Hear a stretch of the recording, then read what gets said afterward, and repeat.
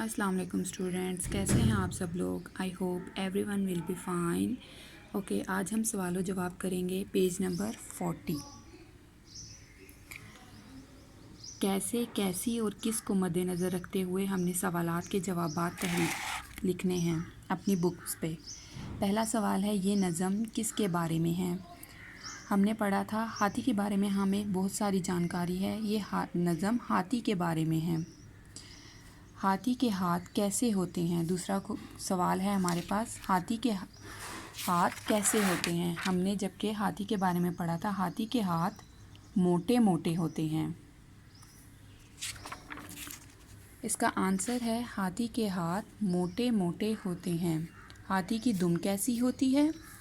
हाथी की दुम छोटी होती है।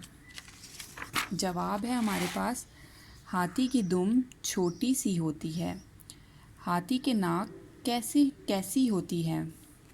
हाथी की नाक कैसी होती है, लंबी सी।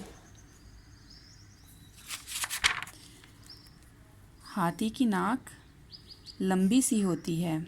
हाथी की आंखें कैसी होती हैं। हाथी की आंखें गोल होती हैं। हमने हाथी की आंखें पढ़ी थी गोल। नेक्स्ट लास्ट आंसर है हमारे पास, हाथी के कान कैसे होते हैं। हाथी के कान बड़े होते हैं। जैसा कि हमने इस पिक्चर में देखा था, हाथी के कान बड़े होते हैं।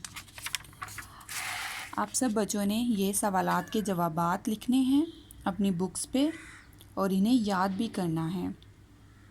ओके, अल्लाह हाफिज़।